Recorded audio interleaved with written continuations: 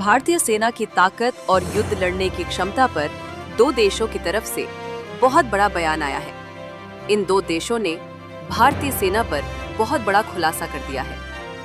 एक देश ने तो कहा है कि हमें भारतीय सेना ने सीखना चाहिए कि युद्ध कैसे लड़ा जाता है।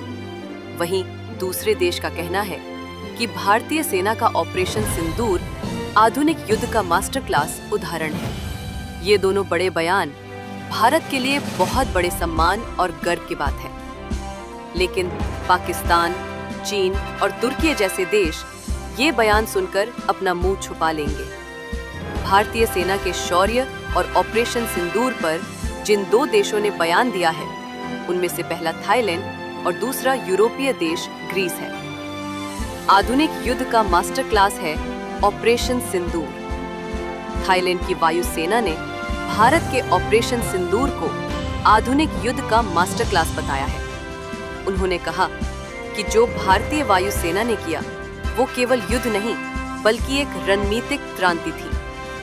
पाकिस्तान हिल गया, थर्रा उठा और थाईलैंड तालियां बजा रहा है। रॉयल थाई फोर्स ने आधिकारिक तौर पर कहा है कि ऑपरेशन सिंदूर एक आधुनिक युद्ध का मास्टर क्लास लग रहा है।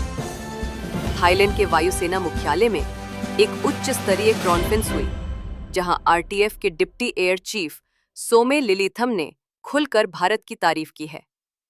उन्होंने बताया कि भारतीय वायुसेना ने कैसे एक साथ 9 आतंकी ठिकानों और पाकिस्तान के 11 एयरबेस को गहराई में जाकर तबाह किया, और वो भी बिना एक भी पायलट को खोए हुए।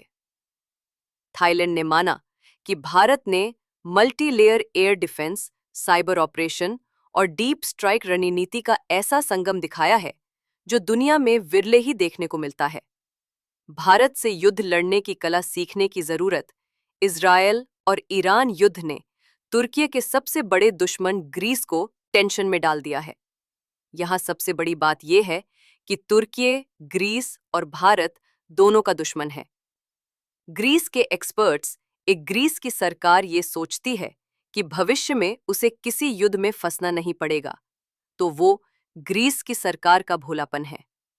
ग्रीस के एक बड़े अखबार ग्रीस सिटी टाइम्स ने कहा है कि उसके देश को भारत से आधुनिक युद्ध की कला सीखने की जरूरत